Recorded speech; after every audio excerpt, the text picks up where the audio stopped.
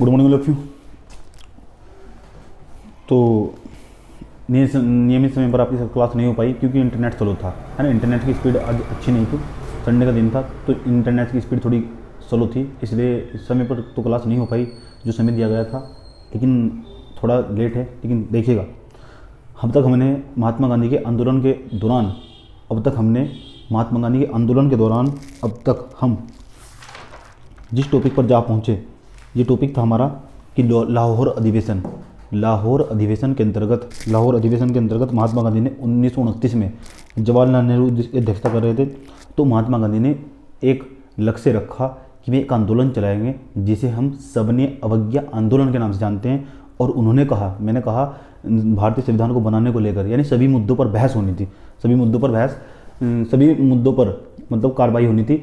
आप देखिएगा उसके बाद ये महात्मा गांधी के द्वारा 26 जनवरी 1930 को पूरे देश के अंदर 26 जनवरी 1923 को पूरे देश के अंदर पूर्ण स्वराज यानी आज़ादी का दिवस मनाया, पूर्ण स्वराज दिवस मनाया गया, यानी स्वतंत्रता दिवस मनाया गया। जब भी तो आप देखिए भारत का जो संविधान है 26 जनवरी 1949 को 26 जनवरी 1949 को बनकर लागू हो गया था। मतलब उसके बाद देखिए 26 जनवरी को हमने डेट इसलिए फिक्स की भारत के संविधान की क्योंकि हम 26 जनवरी का महत्व कम नहीं होने देना चाहते थे। तो पूरे देश के अंदर लगभग 26 जनवरी को स्वतंत्रता दिवस बनाया गया और महात्मा गांधी के द्वारा 11 सूत्र पेश किए गए। आज आइए देखिए महात्मा गांधी के 11 सूत्र क्या थे। आप लिखिए, गांधी जी की यानी ब्रिटिश सरकार से गांधी जी की 11 सूत्रीय मांगी थी। पहली थी कि जो लगान हुआ करता था ना जमींदारों के द्वारा, जो लगान लेता था 50% कम होना चाहिए, यानी किसानों के लिए देखिए कम होना चाहिए, 50% कम होना चाहिए। दूसरा था वेतन 50% कम हो, यानी वेतन जो सेना को वेतन दिया जाता है उसके अंदर 50% की कमी होगी क्योंकि जो पैसा वहाँ से बचेगा वो भारतीय के ऊपर खर्च किया जाए। ये महात्मा गांधी की मांग थी, 50% कम हो। आप देखिए महात्मा गांधी ने पूर्ण स्वराज का लक्ष्य रखा जरूर, लेकिन 11 के 11 सूत्रें मांगी थी महात्मा गांधी की, उनके अंदर कहीं भी आपको पूर्ण स्वराज जैसी बात नहीं दिखाई देगी। समझे, 50% वेतन हो, 50% वेतन कम हो, यानी सेना में पैसा कम खर्च किया जाए। तीसरे नंबर का देखिए, फौज पर खर्चे 50% कम होती है। देखिए उसके बाद देखिए सूती वस्त्र का आयात कम हो, यानी सूती वस्त्र को बाहर से कम खरीदा जाए क्योंकि देखिए जब जब हम बाहर से सामान खरीदते हैं तो भारत का उद्योग किस तरह बहुत अधिक मात्रा में गंभीर तरीके से प्रभावित होता है। लेकिन ऐसा अतीत काल में भी हुआ। जब अब अतीत काल में ऐसा हुआ तो महात्मा गांधी ने कहा कि 11 सूत्री मांगों के अंतर्गत कि सूती वस्त्र का आयात कम से कम किया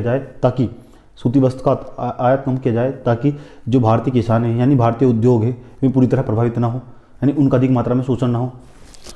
सूती वस्त्र का आयात कम हो, 11 सूत्री मांगों में लिखिए सूती वस्त्र का आयात कम हो, सूती वस्त्र का आयात कम हो। नंबर 4 लिखिए, नंबर 4 नमक पर सरकारी नियंत्रण समाप्त हो। ये नमक का था ना। अब देखिए जितने भी तटीय राज्य थे, बेनांचल राज्य बोलते थे जिन्हें, यानी तटीय राज्य थे, जो गुजरात से लेकर आपका पश्चिम बंगाल ये आपका त्रिपुरा मिजोरम, जो तटीय राज्य जहाँ नमक हुआ करता था, है ना, तटीय राज्यों में जहाँ नमक हुआ करता था उसमें कहा गया कि जहाँ नमक होता है उन राज्यों से जो नमक पर नियंत्रण था सरकार का, यानी आप जहाँ नमक उगाया जाता है मतलब नमक की जहाँ खेती की जाती है वहाँ सरकार का नियंत्रण था, सरकार का नियंत्रण वहाँ से खत्म हो। समझे।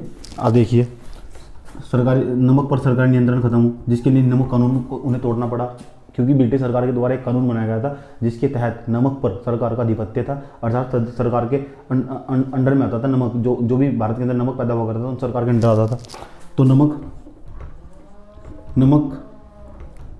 पर सरकारी नियंत्रण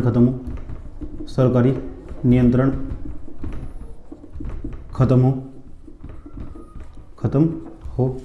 उसके बाद देखिए और नंबर 6 में बोल रहा हूँ, आप लिखते जाइए। आर्म्स एक्ट 1878 वापस हो। ये आर्म्स एक्ट 5वां नंबर का आर्म्स एक्ट ARMS, आर्म्स माने हथियार होता है। आर्म्स एक्ट 1878 इसे समाप्त करने की बात की गई। आर्म्स एक्ट 1878 था उसे समाप्त किया जाए। नशीली वस्तुओं पर प्रतिबंध लगाया जाए, जो नशीली वस्तु हुआ करती थी उन पर प्रतिबंध लगाया जाए। ये महात्मा गांधी की 11 सूत्रीय मांगे थी जिसके अंतर्गत आपको किसी भी रूप में पूर्ण स्वराज जैसे लक्ष्य की न तो मंशा दिखाई देगी, न महात्मा गांधी के द्वारा पूर्ण स्वराज की मांग की गई। अब देखिए महात्मा गांधी ने 11 सूत्री मांगे रखी थी जरूर, लेकिन कहीं भी इसमें पूर्ण स्वराज जैसी बात नहीं दिखाई देती है। उसके बाद गुप्तचर विभाग समाप्त हो, यानी जो गुप्तचर विभाग हुआ करता था इनका, तो गुप्तचर विभाग की प्रणाली को समाप्त करने को कहा गया। उसके बाद राजनीतिक कैदी रिहा किए जाए, जो राजनीतिक कैदी थे जैसे कि सी आर दास साहब हो, चाहे आपके पुराने जितने भी नेता थे, उन्हें राजनीतिक कैदी थे, उन्हें कैदी बनाकर रखा था, उन्हें रिहा करने की बात कही महात्मा गांधी के द्वारा, बाद में रिहा भी किया गया। तटीय यातायात संबंधी प्रस्ताव, तटीय यातायात यानी जो तट पर रहने वाले राज्य थे वहाँ जो यातायात था वहाँ सरकार का नियंत्रण खत्म हो। उसके बाद विनिमय दर पर नियंत्रण हो, विनिमय में एक्सचेंज रेट जिसे कहा जाते थे, यानी भारत यहाँ से सामानों को बाहर भेजना और बाहर से सामान यहाँ लेकर आना, इस तरह इसे बोलते हैं विनिमय दर, यानी एक्सचेंज को विनिमय दर बोलते हैं, एक्सचेंज करना, इस पर नियंत्रण होना चाहिए। लेकिन अब देखिए है ना, विरोधाभास यह हुआ जब महात्मा गांधी के द्वारा 11 सूत्री मांग रखी गई, तो जो वायसराय था उस टाइम, उस वक्त लॉर्ड इरविन, उसके द्वारा इन 11 सूत्री मांगों पर ध्यान नहीं दिया गया। तो बाद में महात्मा गांधी को एक आंदोलन और चलाना पड़ा, जिसे हम जिस नाम से जानते हैं उसे जानते हैं सबनीय अभिज्ञा आंदोलन। न तो 11 सूत्री मांगे, इसका अर्थ समझे क्या था, है ना, इसका मतलब था महात्मा गांधी को, जब महात्मा गांधी की इन 11 सूत्री मांगों पर ध्यान नहीं दिया गया तो एक आंदोलन और चलाना पड़ा।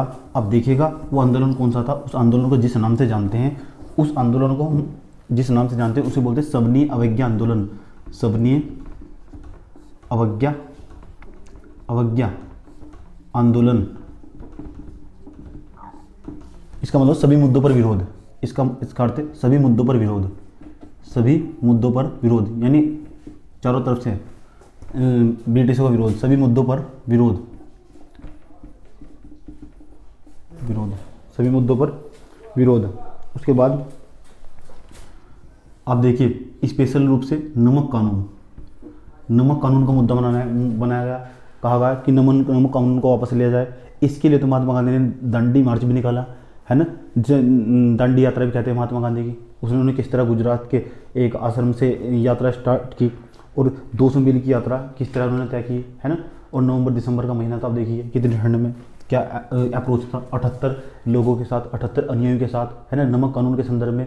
उन्होंने वहाँ जहाँ गुजरात से स्टार्ट कर समुद्र तट तक पहुँचे, वहाँ उन्होंने सरकार जो 78 अनुयायी थे अधिक मात्रा में धीरे धीरे लोगों से जुड़ते चले गए, समझे। नमक कानून का हवाला दिया गया कि हम नमक कानून को वापस, सरकार को नमक कानून को वापस लेना चाहिए, अर्थात एक ही मकसद था सबने अवज्ञा आंदोलन का कि सभी मुद्दों पर बहस हो, समझे, सभी मुद्दों पर विरोध किया जाए। उसके बाद अब इसका लक्ष्य बदलकर पूर्ण स्वतंत्रता हो, जहाँ पूर्ण स्वराज था, इसका पूर्ण रूप से लक्ष्य, इसका एक ही मकसद था पूर्ण स्वराज, पूर्ण स्वतंत्रता। अब देखिएगा इस बार जितने भी आंदोलन आएंगे महात्मा गांधी के, उन सभी का एक ही लक्ष्य होगा पूर्ण स्वतंत्रता। अब महात्मा गांधी को कोई 11 सूत्री मांगनी चाहिए थी, कोई ड्यूनियन स्टेट नहीं चाहिए था, अब पूर्ण स्वतंत्रता चाहिए थी। यानी महात्मा गांधी का जो गुस्सा था वो धीरे धीरे चरम पर आ चुका था। महात्मा गांधी का एक आंदोलन अगला आंदोलन पहले आंदोलन से आपको और ज़्यादा तीव्र दिखा देगा, यही महात्मा गांधी का अप्रोच था, समझे। उसके बाद मैंने कहा इसके लिए महात्मा गांधी ने एक दांडी मार्च निकाला। दांडी मार्च क्या निकाला? दांडी मार्च निकाला। दांडी मार्च निकाला मतलब 78 लोगों के साथ पैदल चलना स्टार्ट कर दिया, आप देखिएगा।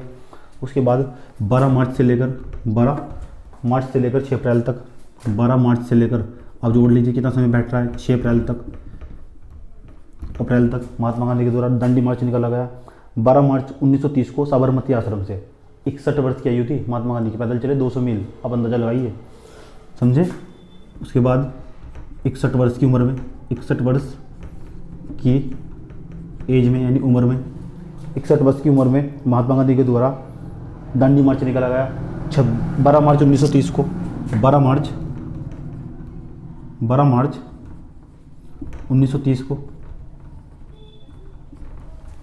आप देखिएगा। उसके बाद 78 अनुयायी थे इसमें, 78 अनुयायी, अनुयायी का मतलब जिसके साथ रहने वाले थे, इनके साथ रहने वाले थे अनुयायी। 78 लोग थे, 78 लोगों के साथ दांडी मार्च निकाला गया। और आप देखिएगा जब दांडी मार्च निकाला गया ऐसा नहीं था कि इसमें हिंदू धर्म के सभी लोग थे, इसमें हिंदू धर्म हो चाहे मुस्लिम धर्म हो, अब लिखिएगा हिंदू धर्म, मुस्लिम, सिख, ईसाई और इस्लामी सभी धर्म के लोग इसमें सम्मिलित थे, 78 जो अनुयायी थे। अब देखिए कितनी बड़ी एकता रही होगी उस टाइम पर। उसके बाद एकता का एक बहुत अच्छा खासा उदाहरण यहाँ देखने को मिलता है, जो भारत में आज तक नहीं देखने को मिलता। आप वर्तमान समय में देख लीजिए, है ना, पूरा भारत किस तरह दो भागों में आपको डिवाइड होता दिखाई देगा। उसके बाद ये यात्रा 200 मील की रही। कितने मील की? 200 मील की। 200 मील तक चले ये लोग। उसके बाद 200 मील तक चले और पद यात्रा की, मतलब पैदल यात्रा, पद यात्रा की 6 अप्रैल को जब ये पहुँचे, 6 अप्रैल को 200 मील चलकर, तो 6 अप्रैल को महात्मा गांधी का नमक कानून तोड़ा गया। नमक कानून तोड़ा गया। जहाँ सरकार का नियंत्रण था वहाँ सरकार का नियंत्रण हटाकर उन्होंने वहाँ से नमक लेकर आए। इसे कहते हैं नमक कानून तोड़ना, ठीक है। उसके बाद और आप देखिएगा, इनको पता था अगर इस तरह की प्रतिक्रिया हमारे द्वारा की गई तो उसके बाद महात्मा गांधी को गिरफ्तार किया जा सकता है। उसके बाद इसकी जो अध्यक्षता, यानी इस आंदोलन को जो आगे बढ़ाएंगे, एक प्रमुख व्यक्ति का नाम आता है, वे मुस्लिम अध्यक्ष थे। ये पर्सन में पेपर पूछा गया है कि प्रथम मुस्लिम अध्यक्ष कौन थे? बद्रुनाथ तैयब जी। बद्रुनाथ तैयब, अब लिख दिए बदरुद्दीन तैयब जी। इनके द्वारा इस आंदोलन को आगे बढ़ाया गया, आप देखिएगा। उसके बाद देखिए इसमें किस तरह सविनय अवज्ञा आंदोलन के साथ साथ किस तरह अन्य प्रकार की अक्षेत्रीय प्रवृत्तियाँ इसमें जुड़ती चली गई, यानी छोटे छोटे आंदोलन इसमें जुड़ते चले गए। आप देखिए, लिखते जाइएगा। और जो सरकार थी ना, उसके हाथ पांव फूलने स्टार्ट हो गए। अब नंबर 1 देखिए, बेलाचल राज्य में बेलाचली नंबर 1 देखिए। पहले आप लिखिए सविनय अवज्ञा आंदोलन एवं क्षेत्रीय प्रवृत्तियाँ। सविनय अवज्ञा आंदोलन एवं क्षेत्रीय प्रवृत्तियाँ, यानी क्षेत्रीय आंदोलन किस तरह से जुड़ते चले गए। बेलाचली का मतलब तटीय राज्य पर नमक कानून तोड़ा गया, समझे, हर जगह, चाहे गुजरात हो, कर्नाटक हो, केरल हो, तमिलनाडु हो आपका, है ना। उसके बाद नीचे तमिलनाडु हुआ आपका, ये आपका आंध्र प्रदेश हुआ, उड़ीसा, हर तटीय राज्य पर नमक कानून तोड़ा गया। इसलिए सविनय अवज्ञा आंदोलन में एक अखिल भारतीय आंदोलन रहा। श्री राजगोपालाचारी ने तंजौर मतलब केरल के अंदर है, केरल नमक कानून तोड़ा। अब देखिए उसके बाद धरसना में मणिलाल गांधी, सरोजिनी नायडू ने धरसना में। अब देखिए इस समय एक यहाँ धरसना में एक आंदोलन हुआ था, 25-30 लड़के, इस तरह का आंदोलन की चर्चाएं मिलती है। मैं एक डॉक्यूमेंट्री पढ़ा था, उसमें देखिएगा ऐसे लिखा, एक यहाँ लेखक था वेब मिलर लिखता है इस बात को अच्छी तरह, कि कहा जाता है कि इतना शांतिपूर्ण तरीके का आंदोलन था, उसने अपनी ज़िंदगी में नहीं देखा, है ना। उसने अपनी ज़िंदगी में नहीं देखा और बताया महात्मा गांधी को उसने किस तरह का ये आंदोलन पूरी ज़िंदगी में उसने आज तक नहीं देखा। किस तरह, ये मैंने कहा महात्मा गांधी के द्वारा जितने भी आंदोलन चलाए गए थे वे सारे के सारे अहिंसक थे, कहीं भी हिंसा नहीं हुई। लोग जब नमो कानून तोड़ने की बात आती थी तो सरकार के एजेंट होते थे, यानी एजेंट मतलब जो पुलिस अधिकारी हुआ करते थे वे भी भारतीय हुआ करते थे, यानी भारतीय ब्रिटिश सेना में भर्ती हो गए थे। तो वे किस तरह उनकी अच्छी तरीके से पिटाई किया करते थे। 10-25-30 लड़के आते और लेट कर चले जाया करते थे रोड पर, लेट कर चले जाते हैं, लेट कर छींचते और लेट कर चला जाते, पढ़ कर आंदोलन चला गया। इतना अहिंसक आंदोलन था, हिंसा नाम मात्र की भी हिंसा नहीं हुई। सविनय अवज्ञा आंदोलन, आप देखिएगा कितना साहस रहा होगा व्यक्तियों का, जो खुद ही छींचने आते थे। देखिए ना, समझ में आया, उनकी पिटाई की, बहुत खतरनाक मात्रा में पिटाई की, ब्रिटिशों ने उनकी बहुत खतरनाक मात्रा में पिटाई की। तो वेब मिलर अपने जो पश्चिमी इतिहासकार है, इनके द्वारा लिखता है कि मैंने अपनी ज़िंदगी में आज तक इतना बड़ा, इतना खतरनाक और इतना अहिंसक आंदोलन नहीं देखा। ऐसा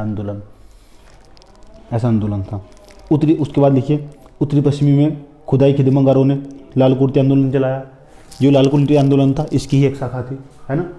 उसके बाद गुजरात में खेड़ा में करना देने का आंदोलन चलाया, मैंने कहा ये भी इसकी शाखा थी। उसी के समाकालीन ये आंदोलन चल रहे हैं जो कहीं ना कहीं ब्रिटिशों के खिलाफ है, तो कहीं ना कहीं जो सविनय अवज्ञा आंदोलन को प्रमोट करेंगे, समझे। उसके बाद महाराष्ट्र में, मध्य प्रदेश में, कर्नाटक में वन सत्याग्रह चला गया, है ना। वन सत्याग्रह कहाँ? महाराष्ट्र, मध्य प्रांत, कर्नाटक में वन सत्याग्रह चला गया। गुजरात के खेड़ा में करना देने का आंदोलन चला गया, टैक्स नहीं देना। उत्तरी पश्चिम प्रांत में खुदाई खिदमतगारों ने लाल कुर्ती आंदोलन चलाया। देखिए इस तरह के आंदोलन पूरे लगभग सविनय अवज्ञा आंदोलन की जो लहर थी वह लगभग पूरे भारत में दिखाई देगी। इसलिए हम सविनय अवज्ञा आंदोलन को भी अखिल भारतीय आंदोलन कहते हैं। लेकिन अब देखिएगा, जब लोगों का गुस्सा चरम पर था तो इसी समय, है ना, गांधी और इरविन के बीच में एक समझौता हुआ। इरविन यहाँ का गवर्नर जनरल एवं वायसराय था, जिसका पद सबसे बड़ा हुआ करता था, जो वर्तमान में हमारा राष्ट्रपति का पद होता है, इतना बड़ा पद हुआ करता था। तो गांधी के और इरविन के बीच में, महात्मा गांधी और इरविन के बीच में एक समझौता हुआ जिसे महात्मा गांधी इरविन समझौते के नाम से जानते हैं। 5 मार्च 1931 को आप देखिएगा, उन्होंने कहा आप आइए इंग्लैंड में आइए और इंग्लैंड में आकर आप हमारे साथ बात कीजिए, जिसे हम महात्मा गांधी लेकिन नहीं गए। आप देखिए ये ना कहीं राष्ट्रीय आंदोलन को कमज़ोर करने वाली बात थी। गांधी और इरविन जो समझौता हुआ, ये प्रथम गोलमेज सम्मेलन जो बुलाया गया इंग्लैंड के अंतर्गत, महात्मा गांधी नहीं गए थे उसमें, लेकिन डॉक्टर बी आर अम्बेडकर गए थे। इस पर बड़े अच्छे तरीके से बहस करने वाले हम, समझे। तो जब राष्ट्रीय आंदोलन चरम पर था, उसी वक्त गांधी और इरविन के बीच में एक समझौता हुआ, उसे 5 मार्च 1931 को, जिसे हम गांधी इरविन समझौते के नाम से जानते हैं। लेकिन उसी समय राउंड टेबल बुलाई गई। राउंड टेबल मतलब प्रथम गोलमेज सम्मेलन बुलाया गया, फिर द्वितीय गोलमेज सम्मेलन बुलाया गया, फिर तृतीय गोलमेज सम्मेलन बुलाया गया। तीनों गोलमेज सम्मेलन के अंदर क्या था क्या नहीं था, इस एपिसोड को मुझे यहीं रोकना होगा। क्यों? क्योंकि मुझे आज यहाँ इंटरनेट की स्पीड बहुत स्लो है, जो मेरे द्वारा वाईफाई लगाएगा, वाईफाई की स्पीड आज बहुत नेट नहीं है, लेकिन फिर भी मैं देखता हूँ इसे जो रूटर होगा उससे अपलोड करते हैं, देखते हैं, समझे। तो इसी क्लास को ही रोकनी होगी, देखना होगा प्रथम जो गांधी इरविन समझौता हुआ, गांधी इरविन समझौते में क्या था, उसके बाद किस तरह और क्या हुआ और क्या नहीं हुआ। आगे की राष्ट्रीय राजनीति की चर्चाएं हम जारी रखेंगे, लेकिन आज नहीं, अगले एपिसोड में। धन्यवाद।